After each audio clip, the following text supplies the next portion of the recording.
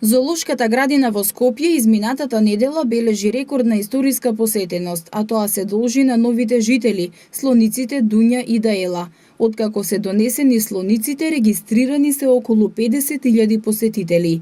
Тина Мицковска од Зоолошката градина се надева дека ќе го продолжат истото темпо, бидејќи очекуваат и во наредниот период да пристигнат и други животни, кои ќе бидат атрактивни за граѓаните, а со тоа многу се унапредува Зоолошката градина.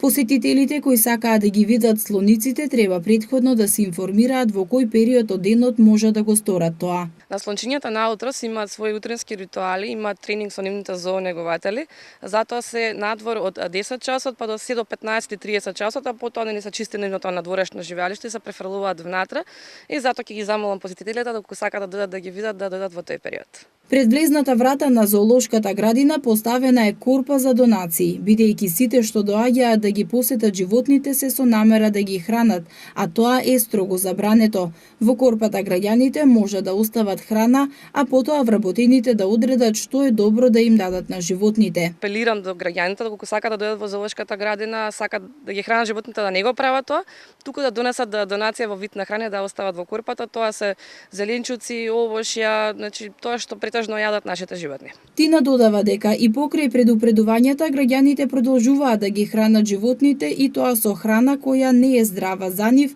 и дури на 90% од животните може да им наштеди. Многу луѓе мислат на пример дека зелката е здрава за животните, доаѓаат со намера да ги хранат со зелка, но зелката овдека на 90% од животните многу им штети бидејќи им создава киселини. А понатаму исто така и бананите, значи секое животно од мемунчињата пример кои што јадат банани, може да дојде до дијабетес, значи односно од покачување на шеќер во крвта и може да настрада тоа животно. Исто така и за многу други овошји и зеленчуци кои што мислат дека се здрави за нив, всушност за одреден дел од животните не се, така да најбо да остават тоа да го прават зоонегователите и да не ги хранат на своја рака.